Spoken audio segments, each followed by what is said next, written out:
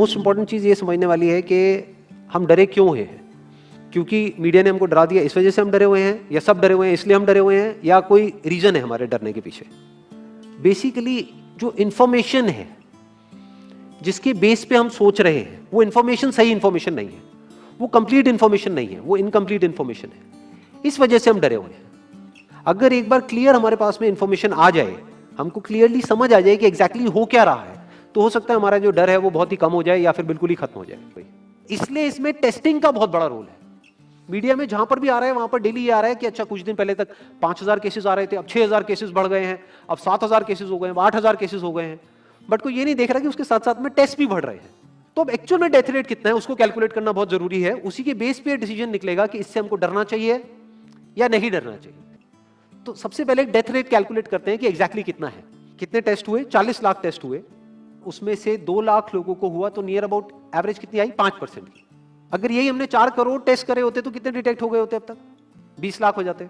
40 करोड़ करे होते तो कितने हो जाते? 2 करोड़ हो जाते। टोटल अगर कर लिए होते हमने टेस्ट 130 करोड़ का तो कितना नंबर निकल करके आ जाता? Near about 5 crore. इसका मतलब 5 करोड़ लोगों को या तो आज की डेट में है या हो चुका है।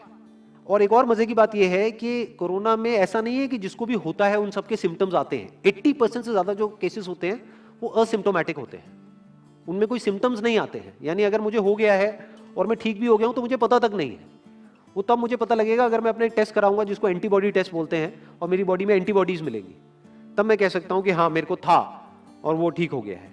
तो अभी अगर हम बेसिक सी कैलकुलेशन करें तो 5 करोड़ निकल करके आ रहा है नंबर। उसमें से डेथ कितनी हुई है? 5800। तो 5 करोड़ में से 5800 डेथ हुई है। पहले तो इसको कैलकुलेशन को हमको ठीक करना है। डेथ को अंडर रिपोर्ट करने का कोई तरीका नहीं है, बल्कि ओवर रिपोर्ट किया जा सकता है। ओवर रिपोर्ट कैसे? फॉर एग्जांपल आपकी बॉडी में टेस्ट हुआ, आपकी बॉडी में मिला कोरोना वायरस, लेकिन आपके अंदर पहले ही बहुत सारी प्रॉब्लम्स चली रही थी, तब भी आपकी किसी ना किसी वजह से डेथ होने ही वाली थी।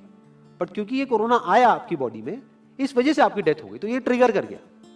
तो ये जो 5800 का नंबर है ये इससे कम तो हो सकता है, इससे ज्यादा होने के चांसेस बहुत कम है। बट एक बार को हम मान लेते हैं कि इतना ही है नंबर, ना कम है ना ज्यादा है, तो कितनी परसेंटेज निकल करके आई? 5 करोड़ में से अगर 5800 डेथ्स हुई हैं तो क्या परसेंटेज निकल करके आई? Near about 0.01%। ये उससे बहुत कम है जितनी डेथ्स हमारे यहां पे होती हैं रोड एक्सीडेंट की वजह से। हर साल की अगर हम एक कैलकुलेशन देखें तो 1.5 लाख से ज्यादा डेथ हो जाती है इंडिया में रोड एक्सीडेंट्स की वजह से। हर 4 मिनट में एक डेथ होती है रोड एक्सीडेंट की वजह से। और अगर अभी आप देखोगे सड़कों पे एक बहुत ही फनी चीज नजर आ रही है। 2 व्हीलर पे जा रहे हैं, मास्क सबने लगाए हुए हैं, कभी भी नोट करना इस चीज को।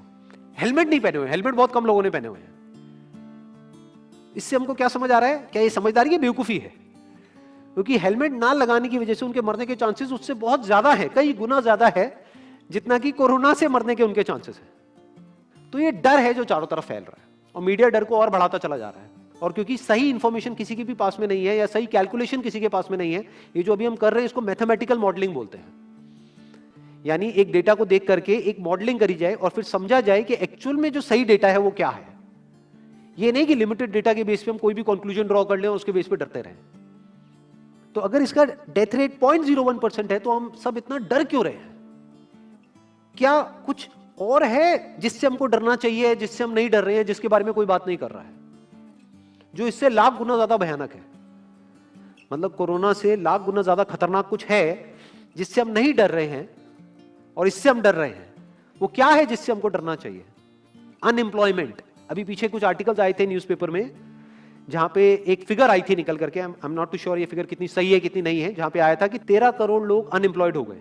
इस फिगर से हमको डरना चाहिए। 13 करोड़ लोग अनएम्प्लॉयड होने का मतलब हम समझते हैं कि इसका मतलब क्या है? इसका मतलब ये, अगर इकोनॉमी पॉइंट ऑफ व्यू से देखोगे, कि ये जो 13 करोड़ लोग हैं ये अपने जो खर्चे हैं वो बहुत ही लिमिट में कर देंगे। जिस बंदे की नौकरी चली गई है, क्या वो जाकर के मार्केट में नए कपड़े खरीदेगा? क्या अपने बच्चों के लिए खिलौने खरीदेगा?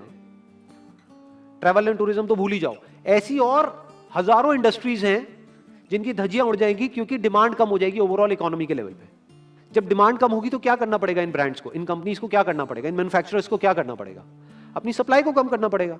जितनी उन्होंने सप्लाई कम करी, अनएम्प्लॉयमेंट और बढ़ गया कि आज जो नंबर 13 करोड़ है वो बढ़ करके कितना हो गया? 20 करोड़। यानी ये पूरा का पूरा लूप बन जाएगा। इस लूप को बोलते हैं रिसेशन, जो ग्लोबली ऑलरेडी रिसेशन आ चुका है। और अगर यही रिसेशन और डीप होता चला जाए तो उसको बोलते हैं डिप्रेशन, जहां से एक इकोनॉमी को बाहर आने में 5 से 10 साल लगते हैं।